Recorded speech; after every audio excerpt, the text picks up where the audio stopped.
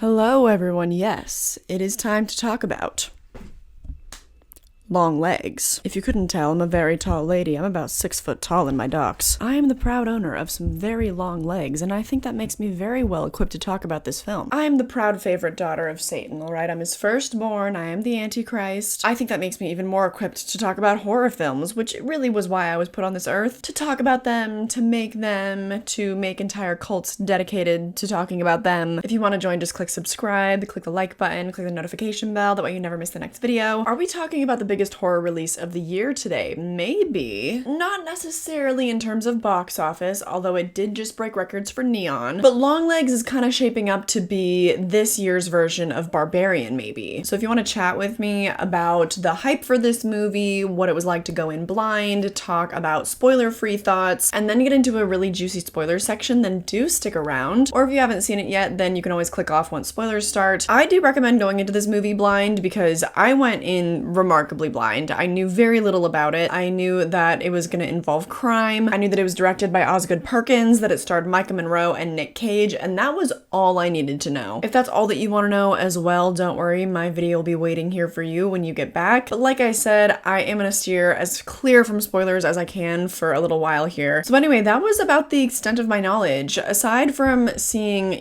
people would post a bunch of pictures to Twitter and be like, oh my gosh, these marketing images for Longlegs are so cryptic, what do they mean? I would never click on them and open the pictures. Like, I would scroll past as soon as I saw Longlegs. I don't know why I didn't just mute the word. I don't know. I guess usually because when I do that, I always forget to then go and unmute the word. And I want to be part of like all the hype. Like I want to, I want to see everything, all the reactions after the fact. I saw a lot of hype. Like I would see Longlegs and scariest movie of the year and, all these little blurbs on social media. I would never read the whole paragraph that somebody would post, but like I would see those keywords. I saw them a lot. So I walked into the movie having it super, super hyped up. It was pretty crazy. I really can't think of another horror movie that's released, at least this year, where we knew so many of the reactions ahead of time. I think because the actual release date was really close to when it premiered at Beyond Fest, which was on May 31st of this year. So it was just a couple months ago. Well, not even really. That was like 5 weeks before the movie's actual release-ish. So I can't imagine there was any kind of review embargo on the movie aside from saying, hey, don't spoil the movie, obviously. This movie was so hyped up. I live in a little suburb, and this is what my theater looked like on Thursday night, okay? It was a preview night for this movie. That never happens with horror movies at my theater. It happened for A Quiet Place, but that's a huge franchise movie. It's also kind of big sci-fi blockbuster. At least A Quiet Place Day 1, and also maybe Chapter 2. I'd be more inclined to call those sci-fi dystopia rather than horror. The first movie, 100% a creature feature. Love it. But anyway, I think you get my point. Like, indie horror does not open like that in my little theater. Like I said, that was Thursday night, okay? That was not opening night. That was preview night. That's my sweet spot when I like to go because even though sometimes it is really great to get that theatrical experience and hear everybody's reactions, I prefer to go when there aren't that many people in the theater, okay? Socially anxious girly over here. I was like, oh my god, okay, so is this about to be the movie of the year? Is this gonna go straight to the top of my 2024 horror release ranking? Does it match the hype? I'm sure that I put that on the thumbnail too. Honestly, as a lot of people are finding out, it doesn't quite, especially if you're a huge horror fan, because everyone is saying oh, scariest movie of the year, which honestly,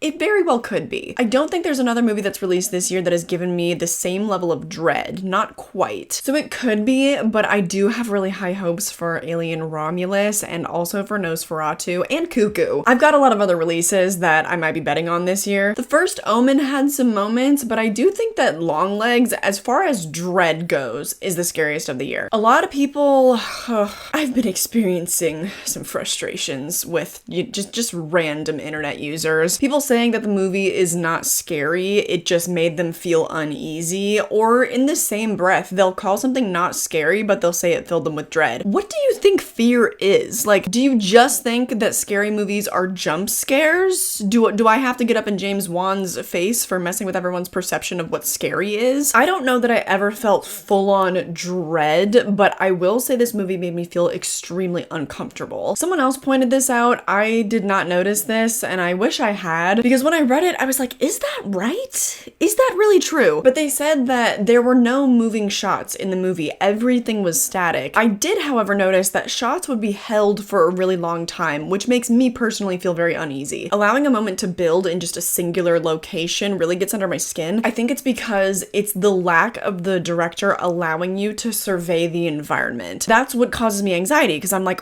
I want to know what's around. Is somebody around? Is somebody coming? But he forces you to just kind of sit there and sit still, and it really makes me feel antsy. Really great filmmaking in that regard. The style was definitely the highlight of this movie for me. I enjoyed the style of it more than just about any other aspect of the movie. The writing, the acting, etc. We'll get into that. One of my other favorite things that Oz Perkins did was play with the ratio. Sometimes I get frustrated with movies. Like, I think In a Violent Nature was in a 4:3 ratio, and I was just like, why? Like, what's the point? Just because it looks cool? That's fine. In Longlegs, it very much has a purpose because it'll switch back from a 4:3 to like the traditional widescreen. You come to understand that it is representing different time periods. So not only does it stylistically kind of transport you, but it also is functional. Like, it makes it easier for the viewer to differentiate the time periods when it's jumping around. I love functional style. Like, I eat that up. A lot of times directors just have flair and there's not really substance there. That was one of my biggest issues with Maxine. Perkins definitely injects the substance to back it up. Maybe not as entirely as I would like, but we can get into that in a minute. I feel like that's a conversation more for spoilers, and I would like to get into some of the performances first. Micah Monroe had a really interesting performance because it was very restrained. It reminded me of some of her other characters. Like, her character in It Follows, I don't think was like super dynamic, but I have to imagine that type of restraint is not easy for an actor. I know that from at least my own experience, when I'm directing people, I usually have to request that they reel it in a little bit because whatever they're delivering is just like not natural. In this movie, it almost seems like Micah Monroe was operating in the opposite way, so that when she did have moments of larger reactions, you felt it a lot more. I felt like I could kind of see that intention from her, and I also have seen, I saw an autistic reviewer saying that they are claiming her as autistic representation. If you have an autism diagnosis, I'm so curious to know your thoughts on that. Let me know in the comments. It was a little bit of a contrast to Mia Goth as Maxine because I was kind of just talking about this, how Mia Goth's performance also felt really restrained, but in that instance, I was feeling really frustrated by it because I felt like the writing just was not lending itself to a clear picture of who Maxine was at this moment in time. For some reason in Longlegs, it just was so obvious to me. It was like, well, yeah, Lee Harker, she's been through some stuff. She's trying so desperately to like maintain this restraint. I really enjoyed the development and the reveals about her character throughout this movie. Oh, also, one last thing on that. It was also less frustrating for me because there was like a thematic through line by the end of it. It ended up making sense in a very explicit way, which again, we'll talk about with spoilers. So Micah Monroe's performance was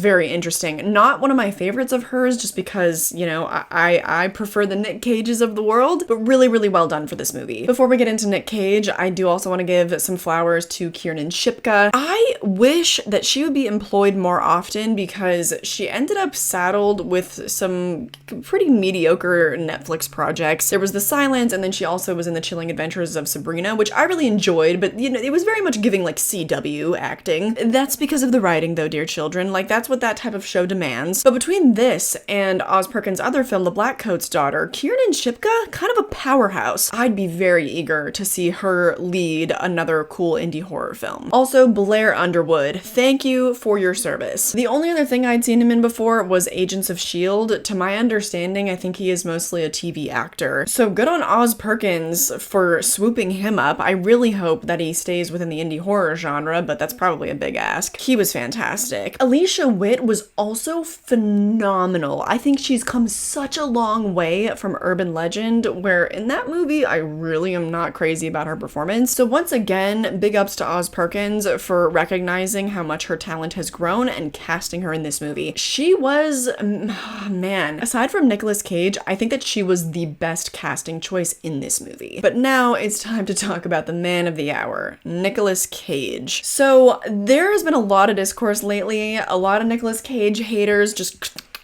crawling up out of the woodworks. Some people that are even Nicolas Cage lovers, allegedly, that are like, well, we love him because he is so bad at acting. Y'all are both wrong. Oh my goodness. Nicolas Cage is a phenomenal actor, and sometimes he doesn't quite hit the nail on the head, but I really just believe that the people that love to call him a bad actor have not seen movies like Pig, have not seen movies like Mandy. I am sure, though, that some of those people have seen Vampire's Kiss, and a lot of people will tell you that his performance is terrible and memeable in that movie. Just because something is memeable does not mean that it's not kind of an Oscar-worthy performance. He goes absolutely off the rails, and the commitment, it just like emanates off the screen. It is one of the most committed performances I've ever seen in my entire life. And is it goofy sometimes? Yes, but like you can tell he's completely lost in it. He does have some roles where, you know, I'm not gonna say that he's like phoning it in, but where that level of commitment is not necessarily there. With Longlegs, I actually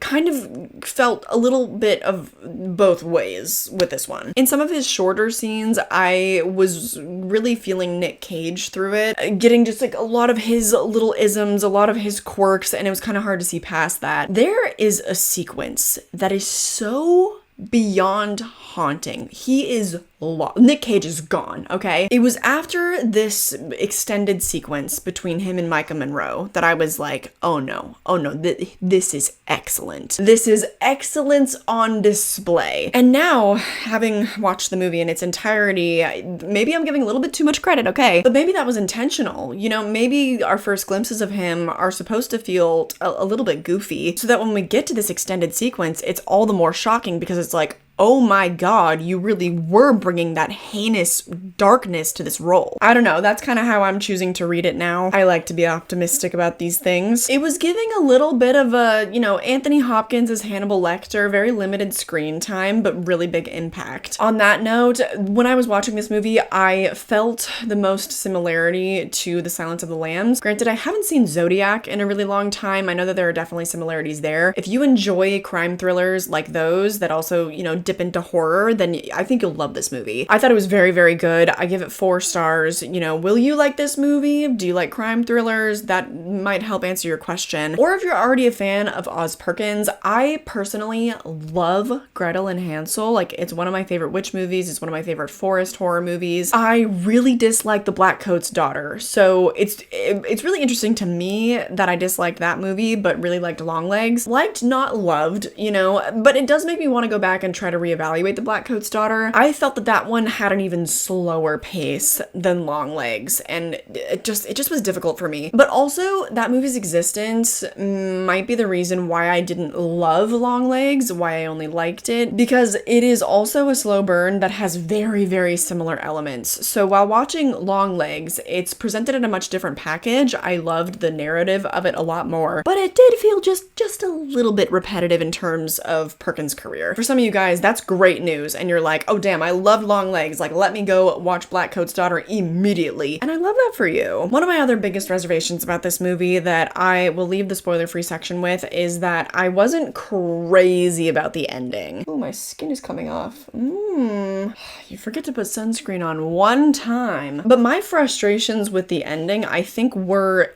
completely intentional. I think that's how I'm supposed to feel, but it doesn't really make me feel better. The ending is quite ambiguous, okay? It's not everything wrapped up in a nice bow. Like I said, all of the themes come to a satisfying ending, but in terms of where the characters leave off, it's like, what happens next? And that just frustrates me to my core, okay? That's a character flaw on my part, probably not a negative of the actual movie, but I don't know. How do you feel about that? We can talk about that in the comments. Overall, highly recommend getting out to see this movie in theaters. I think that it probably would be pretty fun to see with an audience. My audience couldn't help but be audible about some of the imagery that we saw, some of the more shocking moments. This movie made me jump. Holy cow. I think it's a total win for horror fans, so So I hope that you go and I hope that you enjoy. Now it's time for us to get into the spoiler section, and this is why my reviews come out a little later than most. I know that I'm not like super with the times, like getting my review out immediately, but it is intentional because I don't just want to give you my recommendation. Like, I need to get into spoilers, especially because, like I said, there was a lot about this movie that kind of felt a little bit up in the air by the ending, and I would love to discuss like our different interpretations of things. Now, when I said I jumped, it was because of that opening, all right? We opened in 1970s Oregon, and something about those static shots, the fact that we bounce back and suddenly Nick Cage is there, oh, my stomach almost fell out of my ass. And I don't know about you, but at that point to me, when we jumped to the 1990s, it was not clear to me that that little girl was Agent Lee Harker. I thought it was just meant to be a shocking opening, one of his victims. I was aware that this was kind of a serial killer movie, but I thought we were already done with the shocking opening. And so then when she and her partner are canvassing this neighborhood and she gets this intuition, her partner was just shot dead right there, and I knew something bad was gonna happen. I just didn't know that it was gonna be that. I really respect this kind of fresh take on a horror movie opening. Now, there definitely have to be horror movies out there that give you a 1-2 punch right away, but that's not the convention. Typically, you know, like let's take Jaws, one of the most iconic openings of all time. It starts off all fine and dandy until this girl runs into the water and loses her life. Well, that's a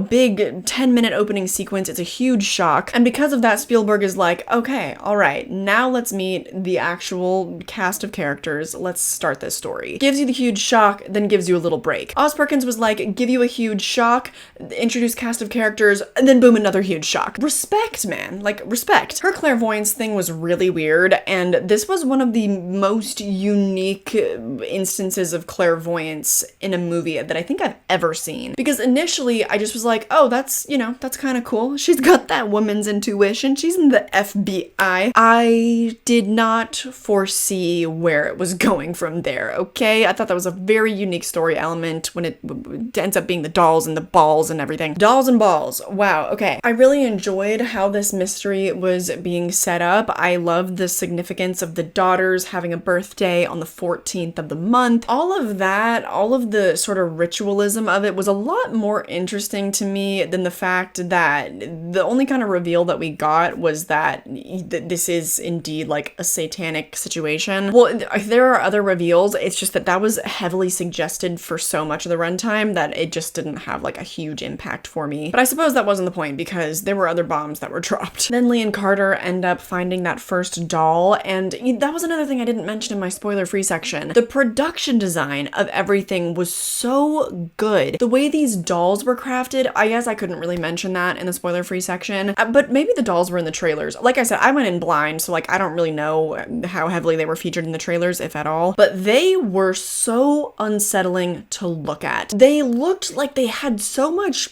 spirit in them. Like they really had an energy to them. I think because they were so close to an actual human face, it was very uncanny. And for some reason, the imagery of the doll that got to me the most was when it was just the doll face, like not even the body, that was just sitting on a desk. For some reason, that image was just, that was when I was probably feeling the most unsettled by this movie. I really should have talked more about the imagery in this movie in the spoiler-free section, I guess, but it is kind of a nice surprise. Maybe you'd agree when you're walking into this movie blind and then all of a sudden there's like experimental 4x3 shots of snakes. I personally really enjoyed that because, snakes and the kind of metaphorical connection to Satan and all that. Anyway, the dolls and the orbs and their ability to possess people nearby. Such a weird concept. Like, not something that if you told me and I hadn't seen this movie, you just told me that, I'd be like, that doesn't sound that great. That sounds super weird, and why would someone write it that way? You know what? I'll be damned.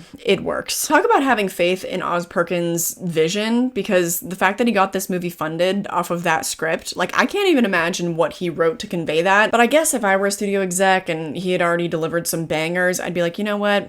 I don't need to understand it. Here's $10 million. But then as we start to get these connections to Harker's life and her past with Longlegs, I'm expecting some kind of basic trauma. There really was no part of me that was expecting her mother to be the accomplice. I thought that was quite a phenomenal little turn of events. Obviously, the reason why Harker ends up confronting her mom is because of what Longlegs says in the interrogation room. And that was the scene that I was referencing earlier as being the turning point, considering my opinion of Nicolas Cage's performance in this movie. That scene haunted me. Like, there's a general rule in filmmaking. You have the rule of 180. If characters are having a conversation, you have one person on this side of the screen. When you're doing their coverage, they're over here, and then the other person is on this side of the screen. So it is, in a way, like helping your eyes to simulate them looking at each other, even if the camera is only on one person. What Oz Perkins does instead is have the character in the middle of the frame, sometimes almost feeling like it's breaking the fourth wall. It's such an effective style choice because it's such a subtle thing that it just disrupts this filmmaking convention. And so I think for most people that are not like filmmakers or film buffs, they'll be feeling that much more uncomfortable by the scene and really not understanding why. And when he's smashing his face against that table, when his nose falls off, so disgusting. Brava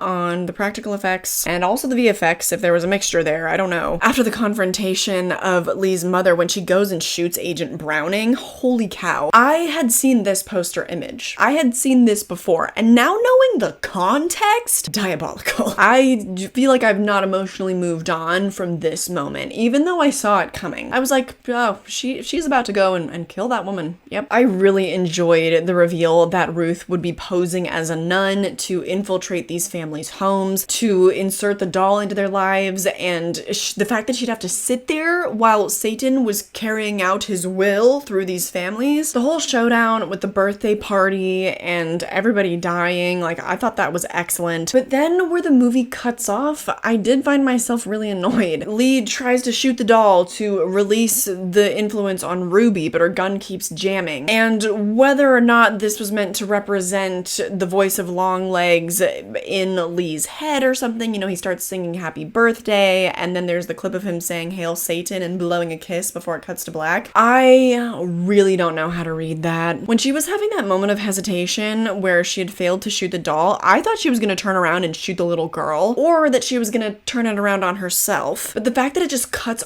off, I guess it's maybe supposed to leave you hanging with the question, is she going to save herself, or is she going to continue trying to save Ruby? Has this doll influenced her now? Was she in this room for too long? I know that's the question that it's supposed to leave you with. I found it so unfulfilling. I know it's not entirely fair, but a lot of times that makes me just want to go, boo, that's a cop-out. Why didn't you write an ending? He did write an ending. It was a hell of a climax, but I really wish that we knew where Harker ended up. It gives it a better thematic resolution, in my opinion, when we know where our main character's head is at in the last frame of the movie. But maybe the point is that we're not meant to know. What did you think of that? What was your interpretation? Because I talked to my boyfriend afterwards, and he had, I guess, like the exact opposite thought that I did. He was like, yeah, I think right after that, she probably called for backup, and then that was it. She saves a little girl, yada yada, it's all done. And I'm like, well, that's optimistic. The movie felt a lot more pessimistic to me, but was that just me? Let me know. That about does it on my review of Longlegs. I had a great time. Would I revisit this movie? I don't know when I would, but it's a movie that I really hope Neon does a cool physical media release of. I would love to own it. Sorry if you're an AirPod user, you can definitely hear my computer breathing very heavily at this point. But if you've stayed here long enough to hear my computer get out of breath, then you're a real one. Thanks for sticking around. I hope we can continue to talk about this movie in the comments down below. Or if you have other horror interests, I make a ton of other content on this channel. It's not just reviews. So go check that out. Or you can check out my second channel where I post my travel content, where I talk about physical media. I also have a Patreon, and you get a weekly bonus video over on Patreon as well. We love the patrons. They are the reason why this channel has remained afloat. They are the reason why I am able to make my own short horror films. So we love them. Mwah, mwah, mwah, mwah. That could be you. That could be your name scrolling on screen. But anyway, anything else you need, all my social media, all the links are down below. More than anything though, I just hope that you enjoyed this video and that I catch you in the next one. Bye.